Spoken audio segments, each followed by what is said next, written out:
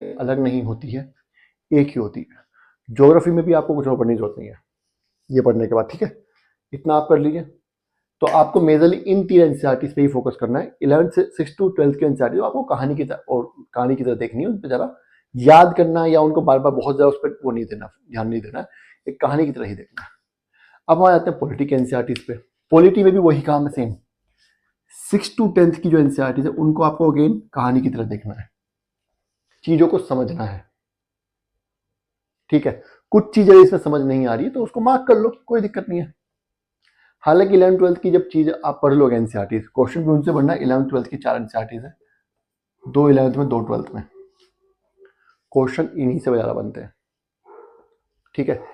इनको जब आप पढ़ लोगे तो आपको लगेगा कि ये सब चीज़ें वही रिपीट हो रही हैं। कुछ अगर फिर भी आपको लगता है कि इनमें भी ऐसा है जो अंडरलाइन कर लेना चाहिए तो कर लेना, कोई दिक्कत नहीं है, क्या दिक्कत है, ठीक है। अब हम आ जाते हैं इकोनॉमिक्स पे। इको में देखो थोड़ा सा लोचा है। इको में 6th 7th 8th की तो बिल्कुल ही बच्चों वाली एनसीईआरटीज है, वही पालमपुर की कहानियां जो है हमारी, है ना। तो इनको तो बिल्कुल ही कहानी के तौर पे लेके चलना है।